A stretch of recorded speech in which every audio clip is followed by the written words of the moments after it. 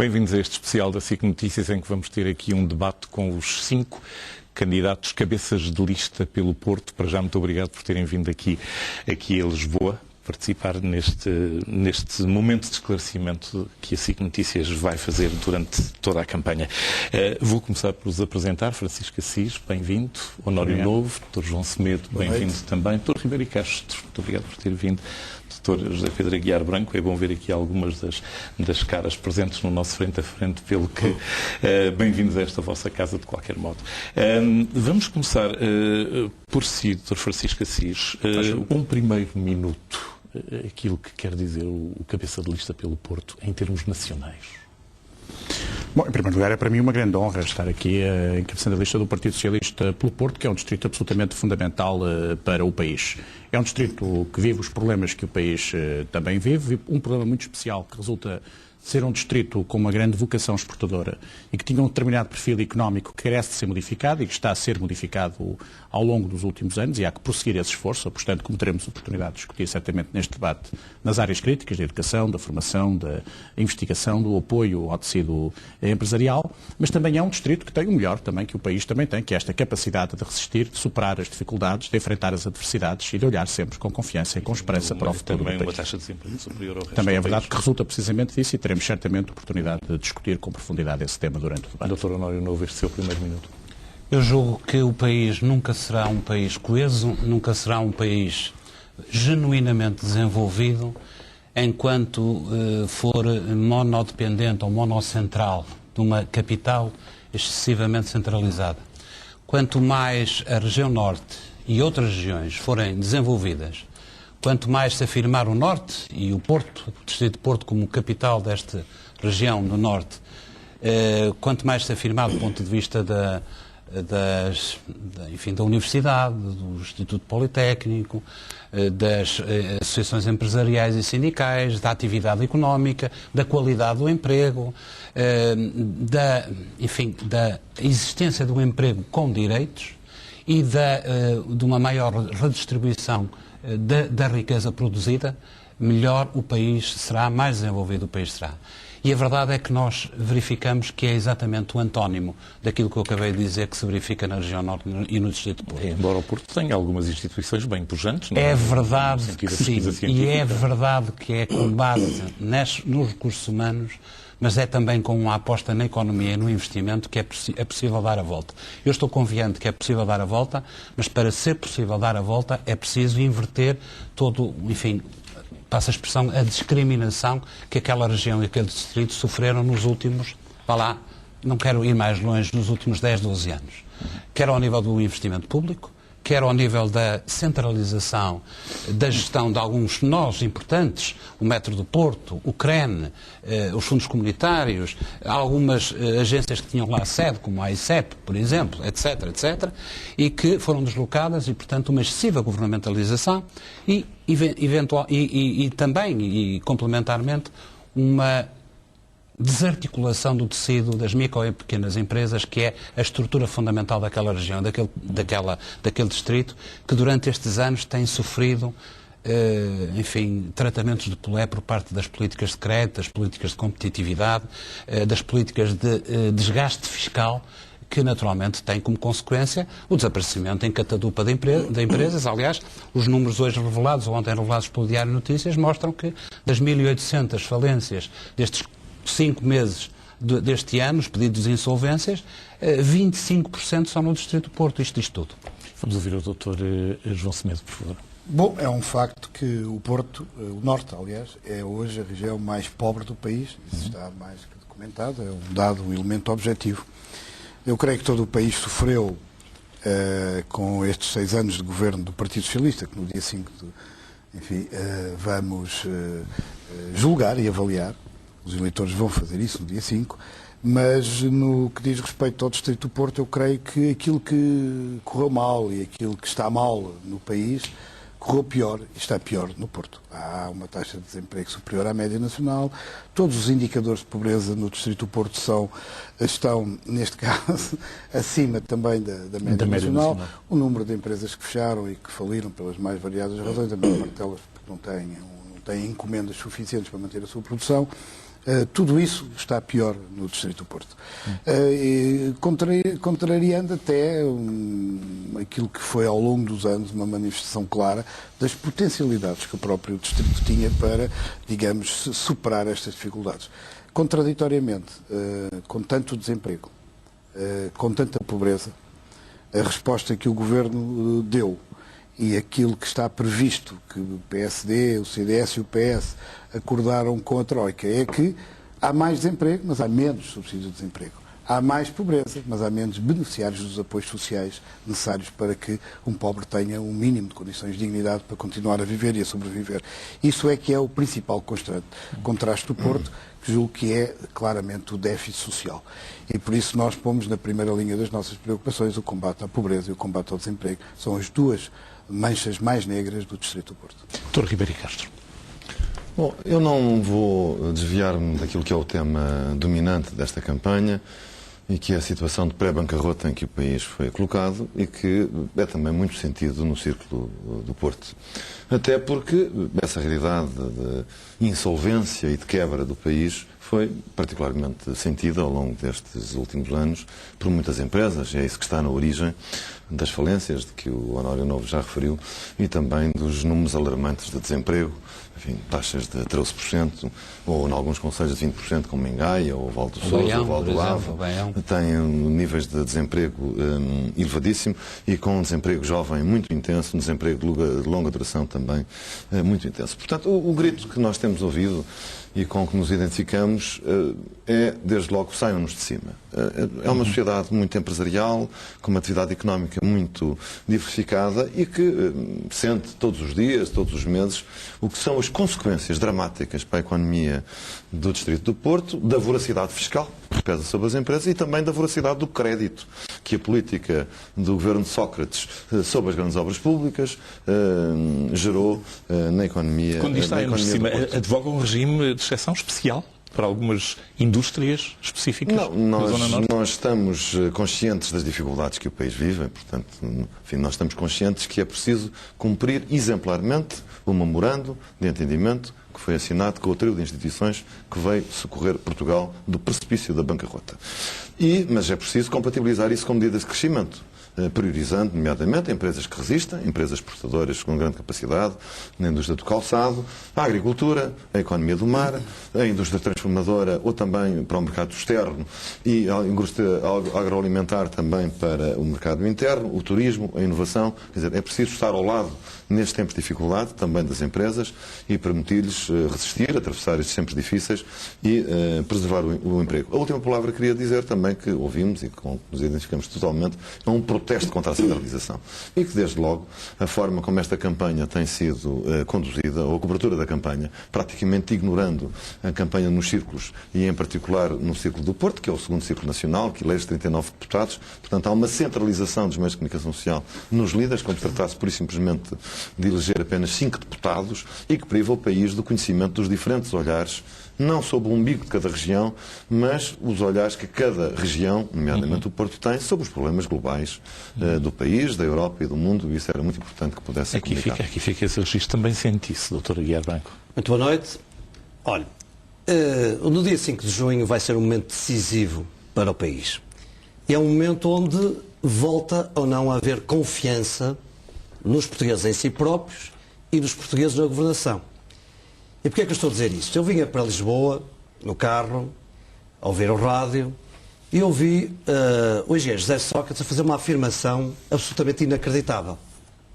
No dia em que nós recebemos a segunda tranche do auxílio externo, eu ouvi o engenheiro Sócrates a dizer isto, tentando acusar Pedro Passos Coelho. Ou o senhor está pela Troika, ou está com o país. Eu até julguei que estava a ouvir Francisco Louçã, ou o PCP, porque colocar a questão nestes termos, ou está com a Troika, ou está com o país, significa para quem foi o responsável pela Troika vir a Portugal pedir o auxílio externo por causa da governação de bancarrota em que deixou o país. A quem faz o papel, subscreve com a Troika todas as condições e as medidas necessárias para sair, nesta ajuda que dão a Portugal, da crise em que mergulhamos tem um gesto de deslealdade total com quem é o parceiro de Portugal nesta assinatura deste momento vital para nós, no dia em que recebe a segunda tranche, e eu até gostava que o Francisco Assis nos esclarecesse, também acha que de um lado está a Troika e do outro lado está Portugal. Ou se... E o José Sócrates, que lado é que estava? Já agora para perceber.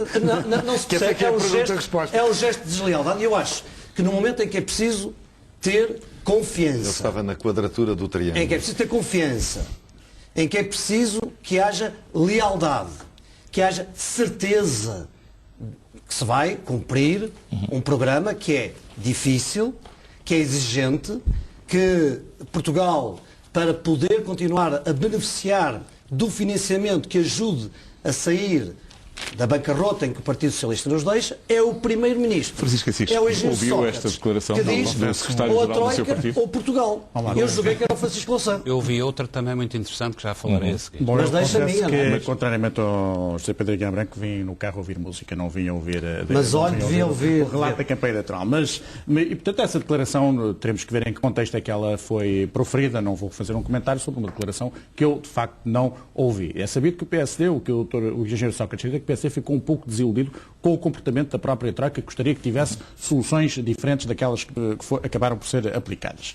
Mas por isso não vou comentar uma afirmação que eu não ouvi da parte do Primeiro-Ministro, que tem que ser devidamente contextualizada, porque já estou farto de ver considerações sobre afirmações completamente descontextualizadas. Não estou sequer a dizer que seja o José Pedro Guimarães que está a descontextualizar, mas muitas vezes sabemos nas montagens de rádios que são descontextualizadas. Não acho que essa questão seja a questão essencial. Eu vou-lhe dar um elemento para refletir. E que talvez mereça a pena abordar em coletivo. Esta história, nós estamos a ser surpreendidos diariamente com novos episódios do programa da Troika. O que é isto do Alto Comissário? Nós vamos ver. O que temos que ter como referência é o programa que é conhecido dos portugueses em relação à Troika. E o debate que neste momento temos que travar... Mas o Alto Comissário para gerir a aplicação do programa? Quem tem que fazer a gestão da aplicação do programa é o governo português. Isso já foi completamente esclarecido por parte do Primeiro-Ministro, que disse claramente que é o governo português. Mas esta figura como é que apareceu, então? Nem poderemos aceitar que haja qualquer interferência externa nesse sentido. A questão do governo português, seja ele qual for, tem que garantir, tem que assegurar a gestão do programa. Agora, a questão de fundo aqui que devemos discutir hoje, neste momento, e posso já começar a fazer considerações sobre o que aqui foi dito, é o seguinte. Nós, evidentemente, temos hoje no país um problema de financiamento externo. Ninguém o ignora. E temos um nível de endividamento elevado. Mas o problema fundamental do país é o nosso déficit externo. Porque aí está o problema da competitividade da nossa economia. E esse problema é o problema que resulta de atrasos estruturais profundos do país. E, portanto, nós hoje temos que ter respostas a dois níveis, e no Porto também temos que ter. Há uma resposta num primeiro nível, que é uma resposta ao problema do excesso de financiamento, e, portanto, temos que adotar políticas rigorosas em matéria de finanças públicas, de redução drástica e num período de tempo curto do valor do déficit orçamental, porque de garantias de que a própria dívida pública vai entrar numa trajetória descendente a prazo, e esse é um compromisso que nós temos todos, pelo menos 3 partidos, têm claramente assumido, e nessa perspectiva, evidentemente, não há aqui nenhuma oposição entre aquilo que tem que ser a preocupação do Governo, seja ele qual for, e a aplicação do programa. Então concorda que não é a Troika de um lado e Portugal do outro. Garanto-lhe que também não vejo o Primeiro-Ministro a fazer uma afirmação nesses termos. Mas é que ele fê-la. Por isso é que eu não a conheço. Ouça, já tenho experiência suficiente para me recusar a comentar uma coisa que eu próprio não tenha ouvido.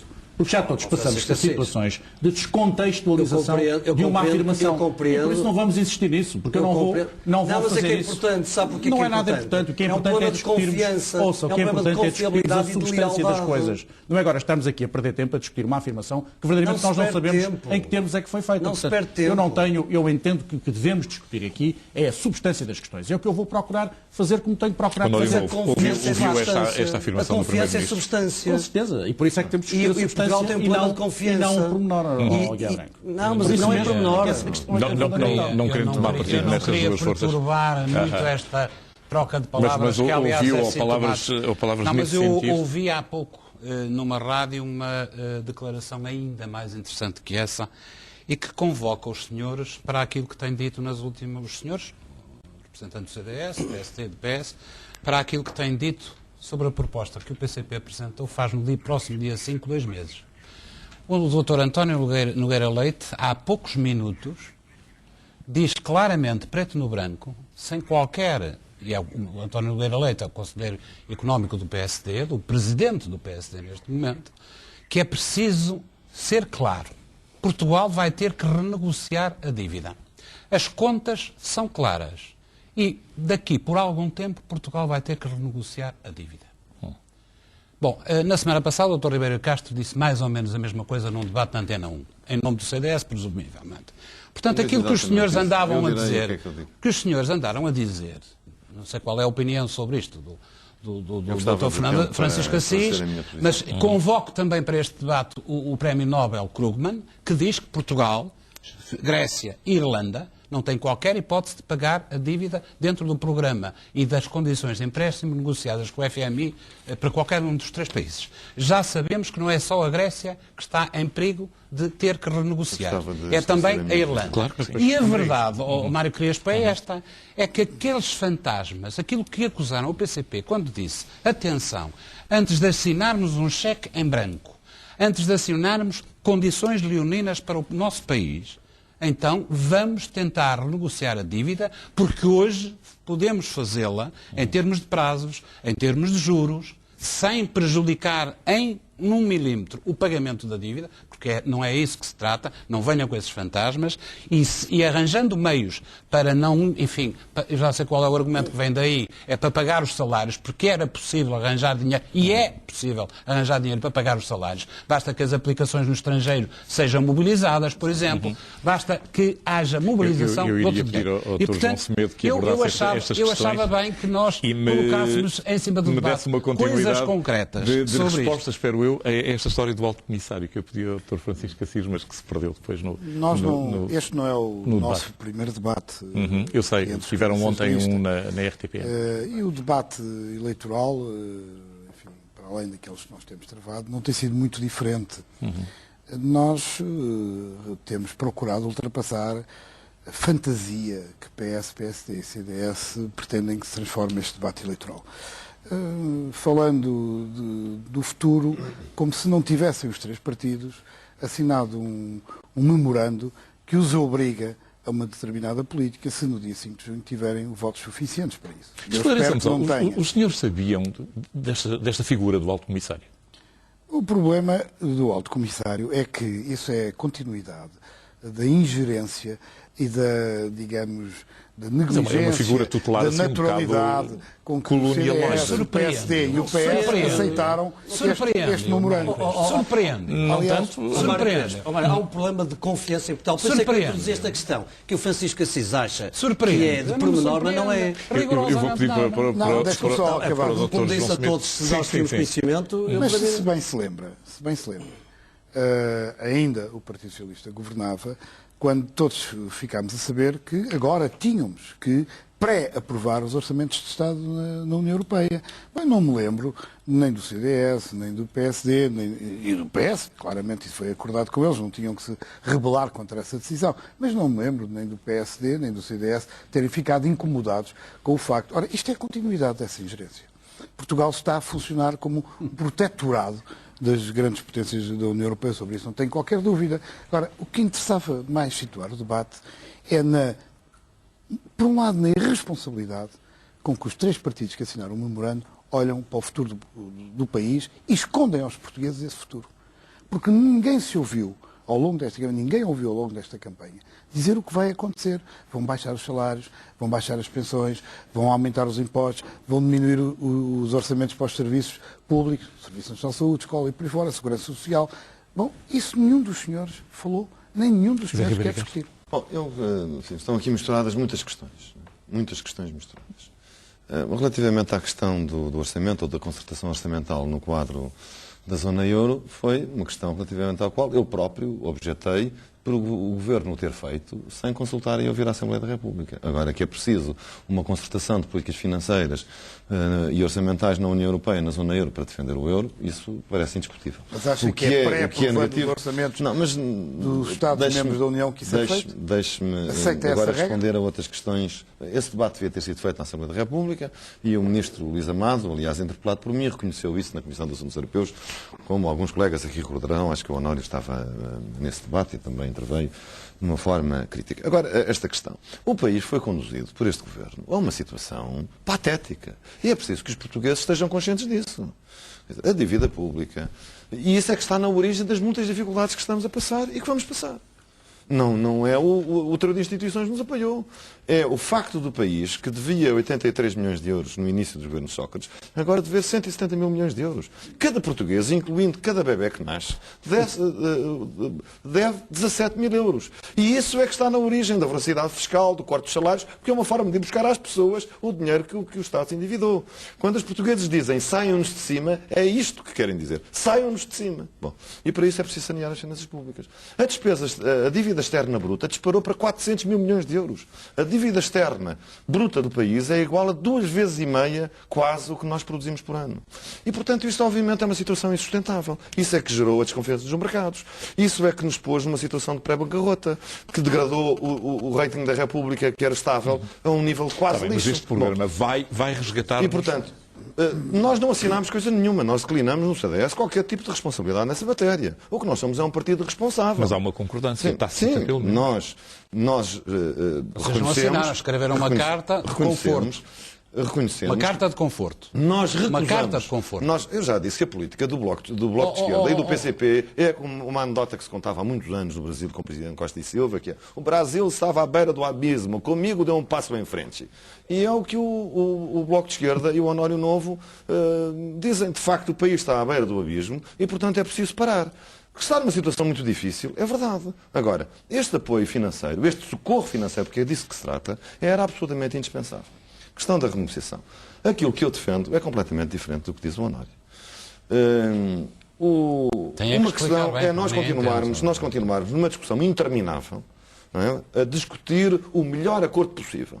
Não é? E vamos para o fundo, porque caímos no precipício. Outra coisa é aceitarmos, reconhecermos que há aspectos que têm que ser renegociados, nomeadamente as taxas de juros que são elevadas, é isso que eu me referi, e eu creio que isso se consegue se o próximo governo, como eu desejo, for um governo capaz, for um governo competente, for um governo lesto na aplicação de medidas, que recupere rapidamente a credibilidade, a confiança dos mercados financeiros, dos agentes internacionais e consiga uma renegociação das taxas de juros. Se a Grécia, que está numa situação muito pior, até em termos de credibilidade externa, conseguiu baixar as taxas de juros, um novo governo português, capaz, competente, lesto, eu creio que o pode conseguir.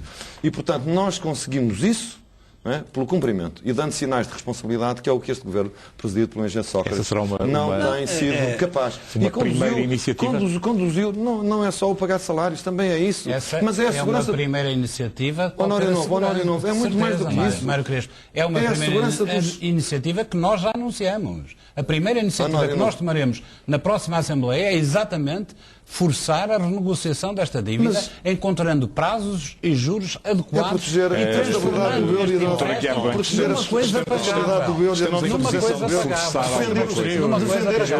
Defender as poupanças dos impostos dos cidadãos, que seriam desfeitos e destruídos se continuasse numa política irresponsável. É tudo isso que está em causa. Estamos em posição de forçar alguma coisa, doutora? É evidente que o PSD preferia não ter assinado um documento desta natureza se fosse possível Portugal, para se salvar da bancarrota, não precisar do auxílio externo, e a bancarrota deve-se, em primeira mão, à responsabilidade do Partido Socialista. E por muito esforço que o Francisco Assis faça para querer ignorar a razão pela qual nós estamos na situação em que estamos, as coisas não caem do céu e, por isso, a condição para ter sido necessário ir em auxílio externo deve-se ao Partido Socialista. E deve-se, quando fala do protetorado, ou do alto comissário, ou colonialoide, colonialoide, deve-se a uma razão também muito simples. É que, quando não há confiança em quem está no comando dos destinos de um país, que disse que nunca governaria com o FMI se o FMI entrasse em Portugal, que disse que nunca recorreria ao auxílio externo e 2 dias depois recorre ao auxílio externo, que disse no primeiro PEC 1 que eram as medidas suficientes e depois ao PEC 2, PEC 3, PEC 4, PEC 5 e não sei o que mais. É um problema de confiança, de confiabilidade na governação que obriga a uma exigência de fiscalização superior.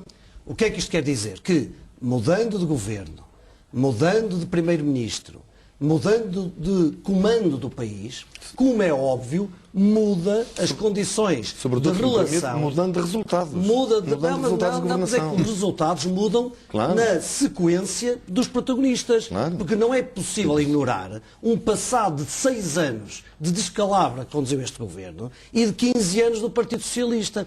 E esta realidade não pode ser escamoteada. Vamos ouvir o Mas Francisco deixe-me ir à Assis renegociação da dívida. para tentar Mas equilibrar deixe-me ir à- seria perfeito. mas Para deixe-me ir tentar à equilibrar o renegociação da tempo. dívida. É porque o que eu acho que não se deve nem pode acontecer é, ainda antes sequer de se estar a fazer o esforço de cumprimento, de respeito pela palavra dada, de confiar que por via de uma outra governação o país Não é pode, pagável, pode não é crescer pagável, e pode não ter é um pagável. de estarmos na situação. Guia Branco, de não é estarmos na pagável. situação Vocês bem sabem que não é pagável. reconhecemos a nossa incapacidade. Lançarmos que é o dúvidas facto sobre do os Bloco de Esquerda, parceiros é evidente. que executam Vocês isto. não Dr. Francisco Assis, não o senhor- ignoram a Por isso é que é realidade. importante O senhor está com no defeito de dia tempo assim. e vamos ouvir o seu argumento Estão a atacar o durante socialista, como uma aliás foi série- hábito e caracterizou Bom, é um esta processo esta eleitoral, legislatura. portanto, Com certeza, é eu estou preparado expectável. para isso. José Não Sócrates, tenho- mais José Sócrates. A mais pequena preocupação. E Francisco Agora, a Assis. questão... E Francisco Assis, não se esqueça disso. José Sócrates e Francisco Assis. eu gostava que não fosse Não assim. me insulta ao dizer isso. Não, me eu gostava insulta que não nada. fosse assim. Ouça, eu Já sabe que eu gostava se que não tudo fosse fosse tão simples que o mundo perfeito, mas a realidade é um bocadinho mais sofisticada do que este pensamento sobre a realidade. A verdade é que é preciso recuar um bocadinho atrás e explicar porque é que chegamos a esta situação. Nós tivemos que enfrentar duas crises em dois momentos distintos. E numa primeira crise, a resposta que encontramos no quadro europeu, não foi só em Portugal, foi no sentido de alargamento dos déficits orçamentais e recurso ao endividamento para evitar que a crise, que a recessão económica se transformasse numa depressão profunda. Isto aconteceu em 2008 e nós não o fizemos isoladamente. Os restantes países europeus fizeram o mesmo e os próprios Estados Unidos da América fizeram o mesmo. E quando a própria economia dava alguns sinais de recuperação, porque tínhamos desenvolvido políticas de estímulo à economia, tínhamos avançado com algumas políticas na área social, justamente para enfrentar esse risco de a recessão se transformar numa grave depressão, aprendendo com a crise, com a grande crise de 1929, quando havia alguns sinais positivos, nós tivemos que enfrentar a chamada crise das dívidas soberanas. E essa crise das dívidas soberanas é uma crise que tem a sua origem na Grécia, porque se detectou, o novo governo grego detectou que o governo anterior era um governo que tinha mentido às entidades europeias. Isso gerou uma desconfiança profunda dos mercados financeiros internacionais em relação à Grécia, que se projetou noutros países e que alterou as regras do relacionamento dos mercados financeiros com vários Estados, nomeadamente nós Portugal. fomos considerados como um caso veja, mas é que isso frágil alterou, também. mas é que há aqui um acontecimento, deixe-me falar, há aqui um acontecimento da maior importância que altera radicalmente a situação. E, portanto, nós tivemos a partir daí, desde há cerca de um ano, de enfrentar esta nova situação, alterando também a linha de orientação da política orçamental e passando novamente a ter como preocupação, como tínhamos tido em 2005, é bom recordar que entre 2005 e 2008 nós reduzimos drasticamente o valor do déficit orçamental, E em 2009? adotando muitas... Sabe porquê? O que aconteceu Em entretanto? 2009 Isso foi que eu acabei de referir. aumentaram os Foi o que eu funcionários acabei- públicos em acabei de explicar porquê. 2,9. Eu não vou voltar a repetir porque acabei de explicar porquê. Ah, não, E as mas circunstâncias aumentaram, mas esqueceu-se extraordinárias- disso. Não esqueci, acabei de o referir. Não, Expliquei esqueceu-se que houve um porquê. aumento de Expliquei 2,9 que a seguir Exatamente. foi para E porquê? corte. E porquê? E Porque estávamos a responder... porque houve eleições? Porque- Não foi nada. Foi só porque houve Não, não foi eleições, porque houve Francisco eleições. Assis. É porque estávamos a responder, nós aqui como noutros países, à grave crise com que estávamos Mas o que é confrontados. que E o que é que o aumento das E a funções questão, públicas tem a ver com e isso? a Se fosse o questão, subsídio de desemprego, e a questão, que é que tem? deixe-me prosseguir, as duas coisas não têm que ver com isso, na altura eram políticas, essa também era uma política de estímulo à própria atividade económica, portanto foi O nesse aumento sentido do que funcionário sim, com certeza, público com certeza em foi 2,9 nessa perspectiva que num foi ano- apresentado. num ano- Mas num essas ano políticas foram dramático. políticas em linha. Ouça, Sabe o que é que deu no final? Essas políticas foram políticas 9 em linha ponto tal de com que se déficit. estava Mais, a passar a nível Ó, europeu. Marcos, O que aconteceu em 2009, para além disso, a seguir, em 2009, é um período em que há uma retração económica e há de facto uma diminuição abrupta, para além de prevista a receita fiscal, que levou a esse endividamento. Mas tudo isto tem uma explicação, isto é, não houve, agora vai-me deixar falar, se faz favor, porque senão é impossível travarmos um debate. Força. É aqui uma explicação para tudo isto. Há momentos distintos e o Governo teve que responder. E não respondeu de forma absurda, respondeu como responderam os restantes governos europeus confrontados com a mesma situação. Temos hoje um problema de financiamento.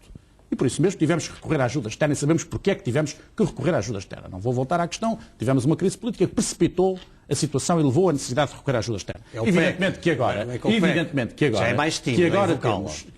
temos que honrar os nossos compromissos. Isso é uma questão absolutamente essencial. Ok, estamos E de temos acordo. que fazer um grande esforço para garantir a concretização dos objetivos que constam do acordo que estabelecemos. Isso é uma questão de credibilidade. E nesse sentido temos que agir nessa perspectiva. E esta questão do financiamento não é uma questão exterior à economia, porque o que eu às vezes quero fazer crer é que há uma questão que é o crescimento da economia, depois há uma outra questão que é exterior. Não é. É evidente que a adoção destas políticas pode ter um efeito imediato recessivo, mas melhorar drasticamente as condições de financiamento tem a prazo efeitos muito positivos sobre a economia. É mesmo uma questão vital para o funcionamento da economia. E, portanto, nós neste momento temos que honrar, por uma questão de credibilidade, os nossos compromissos e fazer tudo o possível para lá chegarmos e temos, ao mesmo tempo, teremos que avançar com outras iniciativas para garantir as reformas que são necessárias. Se me permitem, o que eu acho é que a direita formal e o Partido Socialista estão aqui numa espécie de fantasia eleitoral. Fantasia política e fantasia eleitoral. Nós tivemos, durante vários anos, um conjunto sucessivos de políticas consagrados nos sucessivos PEC, que foram suportados inteiramente pelo Partido Social Democrata. É uma fantasia e que conduziram o país à beira do abismo. Pelo menos três à beira do abismo de que falava o Ribeiro Castro. Isso é verdade, está descontextualizado.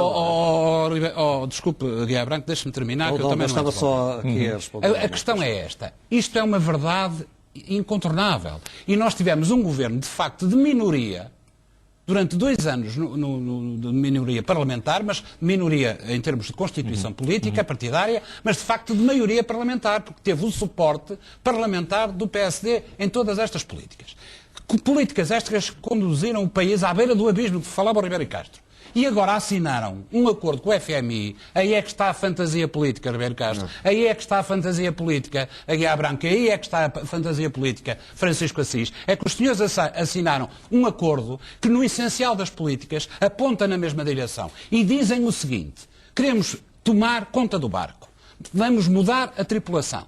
O barco segue uma determinada rota. Nós vamos tomar o barco, vamos mudar de tripulação, mas vamos seguir na mesma rota. E, portanto, seguem na mesma rota, independentemente de mudar de governo, se seguirem na mesma rota, com o acordo que assinaram os 3, vão seguir exatamente para a bancarrota, para o abismo. Independentemente da tripulação? Independentemente da tripulação. E aqui está a fantasia... A fantasia eleitoral.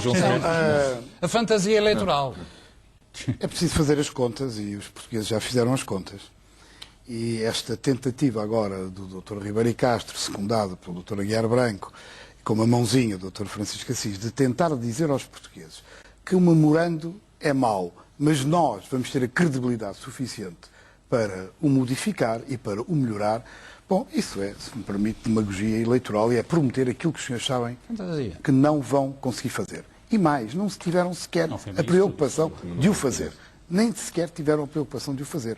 Porque não conheço, por parte nem do PSD, nem do CDS, nenhuma manifestação de desagrado quando puseram a assinatura nas cartas de conforto que fizeram acompanhar o pacto. E não é verdade. A explicação de Francisco Assis não é verdadeira.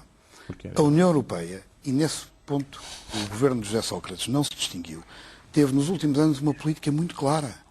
Favoreceu os bancos em detrimento da economia, protegeu os mercados em detrimento das pessoas, esqueceu as pessoas. Isto é, de uma forma resumida, aquilo que foi a condução política da União Europeia, à qual José Sócrates não se afastou. Mas olhemos mais para o futuro.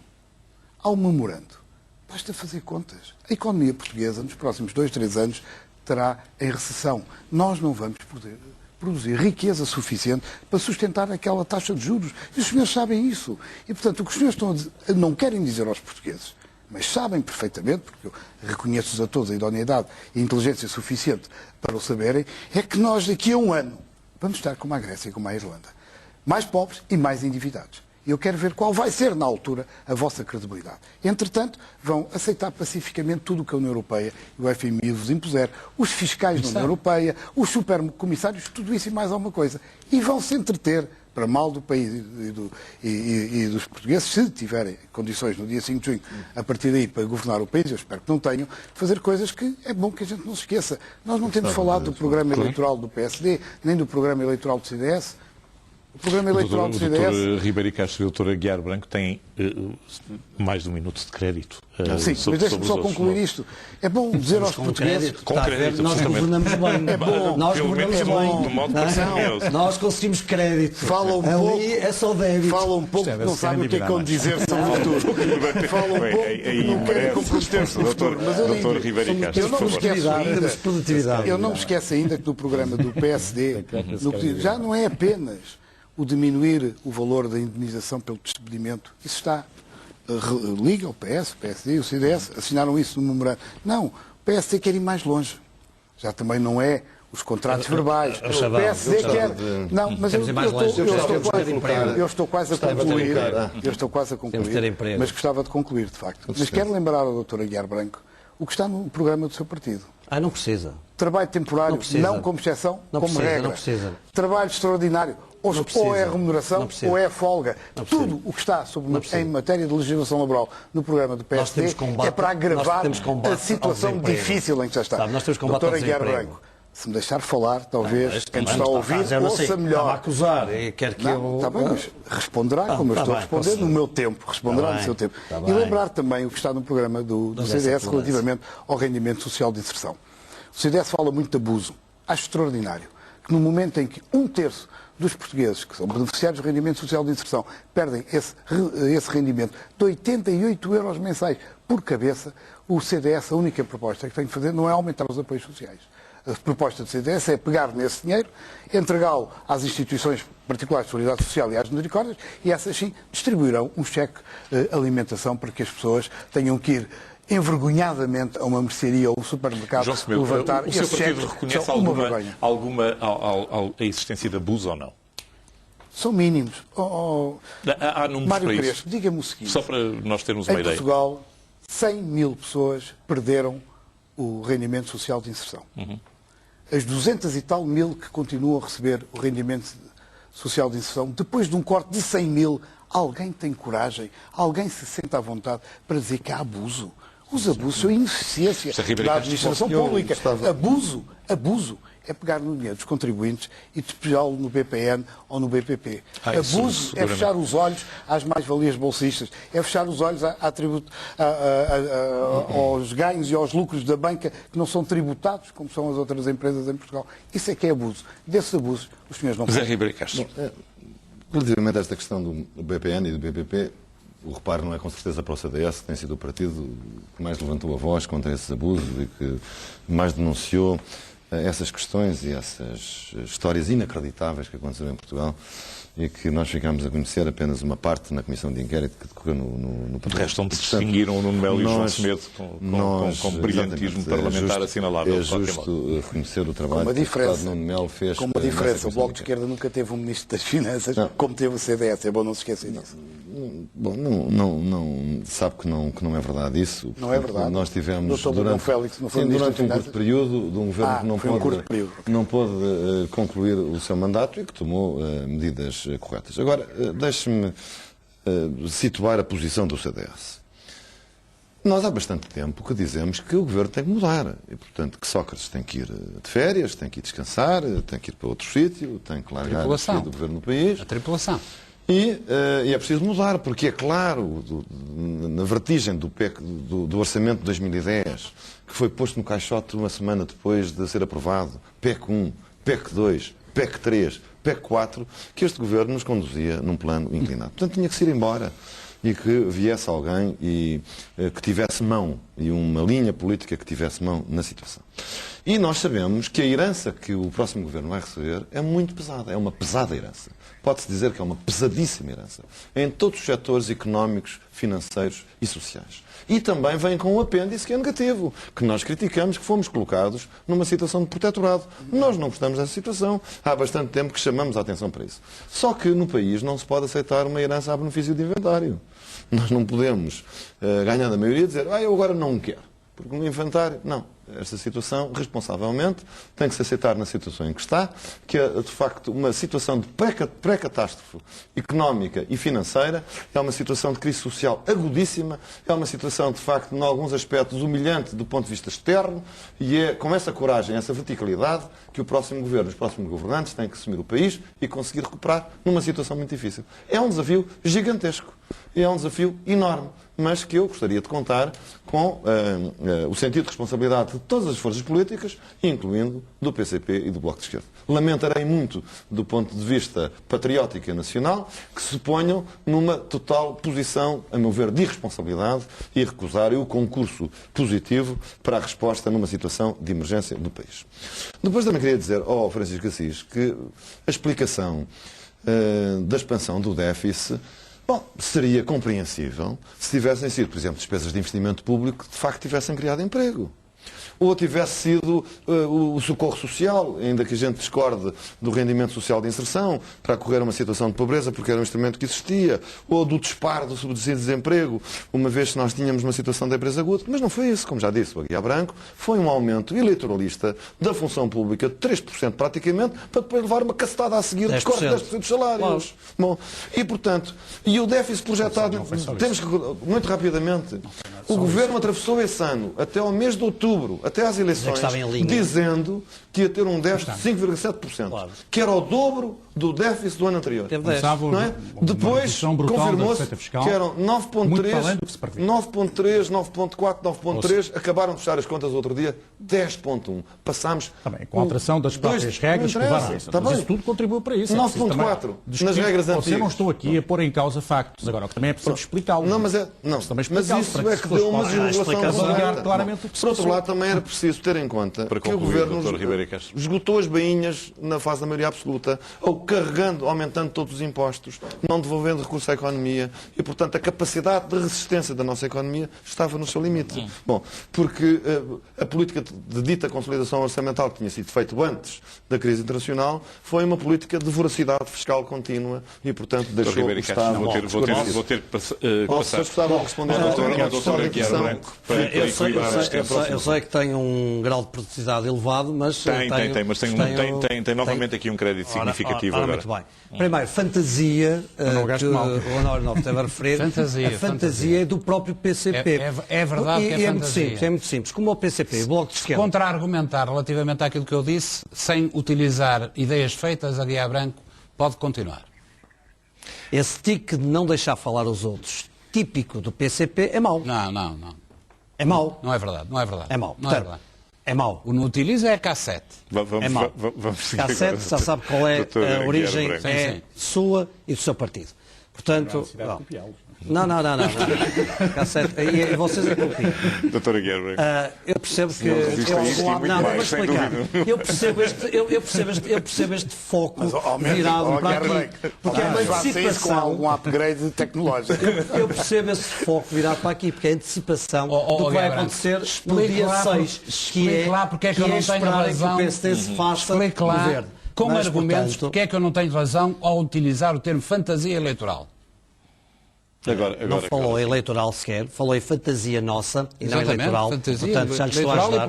E se me permitir falar, que é uma coisa que ao PCP custa historicamente, eu talvez lhe possa responder. Não diga isso. O Bloco de Esquerda e o PCP, como não têm responsabilidade de governação e não atendo, não têm que saber como é que se pagam as despesas correntes do Estado, como é que se pagam aos funcionários, como é que se pagam todas as despesas sociais, podem fantasiar em relação àquilo que seria qualquer ideia quanto à situação de se não houvesse um apoio a um governo que, sair das eleições, tinha que cumprir com um determinado orçamento. E este é um traço distintivo. Quando nós vamos e damos a mão aos portugueses para que o governo tivesse a hipótese de poder pagar as remunerações, poder ter uma execução orçamental correta, assim ele fosse competente para o fazer, é evidente que nós viemos em socorro dos portugueses para viabilizar a possibilidade do governo poder executar o programa com que se apresentou aos portugueses. Infelizmente, o governo não teve competência para o fazer. E no momento em que a situação se tornou dramática em termos de bancarrota, é evidente que foi preciso forçar o Governo a ir em auxílio ou obter o auxílio internacional que era necessário, porque foi o Ministro Teixeira dos Santos que em outubro do ano passado disse claramente que quando Portugal, indo ao mercado, tivesse a pagar mais de 7% para ter esse financiamento, que era dramático e precisava de recorrer ao auxílio externo. E foi o Primeiro-Ministro, José Sócrates, que 2 dias antes da banca ter ido cortar o financiamento que estava a fazer na compra da dívida e ao Estado, que dizia que nunca iria recorrer a esse auxílio externo. A teimosia de José Sócrates custou milhões de euros a Portugal. Milhões de euros. E isto são dados... Milhares de milhões de euros. Milhares de milhões de euros. E claro que o PCP e o Bloco de Esquerda, que não compreendem que é preciso pagar, porque nunca tiveram a gestão da coisa pública a nível... podem fantasiar dizendo que o PSD esteve a ajudar o Governo. O PSD não esteve a ajudar o Governo. O PSD esteve a ajudar milhares de funcionários públicos, milhares de pensionistas, milhares de aqueles que têm auxílio social a não ficarem de um momento para o outro sem ele, porque é o interesse nacional que move o PSD. E portanto, eu até vou dizer uma coisa ao Mário Pedro. Desculpa, eu até tenho que registrar agora que finalmente o Francisco Assis deixou de falar do Estado Social. Não deixei. Deixou de falar do Estado Social, porque foi um chavão.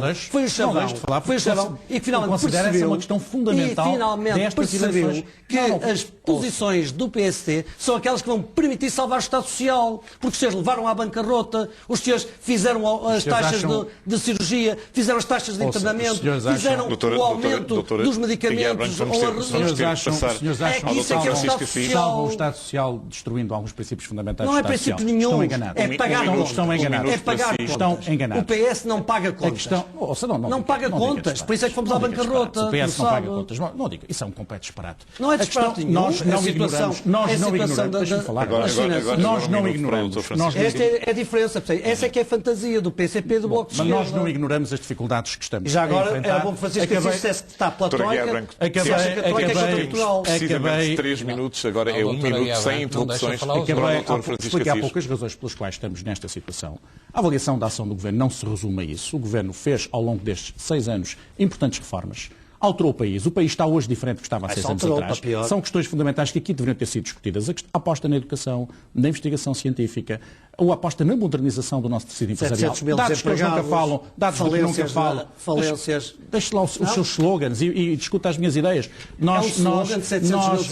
A forma como apresenta porque não... Veja, a maneira como apresenta, não cuidando de saber, porque estamos nesta situação, as razões são da nossa região, por causa de Francisco Assis e a governação do Partido Socialista. Olha, que bom seria para o país. Que bom seria para o país se as coisas fossem assim tão simples. Eu e o engenheiro Sócrates partíamos amanhã para o exílio. Os senhores assumiam o poder e os problemas resolviam-se. Isso é completamente absurdo. O país tem problemas complexos, temos que os enfrentar percebendo os problemas e procurando com seriedade avançar soluções para elas. Não, deixe-me só dizer que fui interrompido. E a questão essencial para nós é esta, é enfrentar este problema, mas ao mesmo tempo prosseguir com políticas sérias, com políticas reformistas, que, por um lado, contribuam a prazo para fortalecer o nosso tecido económico, e nós temos a noção que o fizemos em áreas fundamentais, e segunda questão, para desiludir o Guiá Branco, para assegurar a manutenção de aspectos fundamentais do nosso modelo de Estado Social. Estão em causa. As taxas de cirurgia, as taxas de internamento, 1 minuto e meio a redução na compensação dos medicamentos. Dr. João Semedo não terá. Doutor Guiá Branco, permite-me que diga para quem nos ouve, que tudo aquilo que o Dr. Guiá Branco disse cai por terra com um único exemplo. Não, o PSD não vem em socorro dos portugueses. O PSD veio pôr-se ao lado do PS, contra os portugueses, no orçamento que temos. E por isso é que amanhã, sendo o Dia Mundial da Criança, são ambos responsáveis por haver menos 650 mil crianças em Portugal sem abono de família.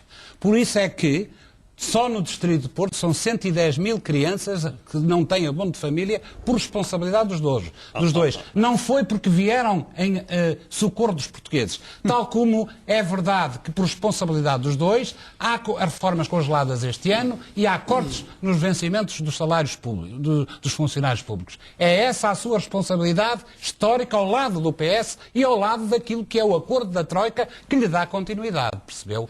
Agora, a verdade é que tudo isto não está decidido. Isto era a minha mensagem final, Mário Crespo.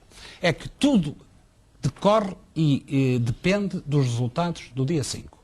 E a verdade é que este acordo espúrio com o FMI e com a Troika estrangeira só passará e só vingará se de facto não for reforçado o voto na CDU, a representação institucional da CDU, que pode impedir, de facto, que este acordo se concretize, pode limitá-lo, pode condicioná-lo e pode, naturalmente, deitá-lo por terra. Doutor Honório Novo, muito obrigado. Doutor João Semedo. Rapidamente, eu quando há pouco... É mesmo telegráfico. Muito telegráfico.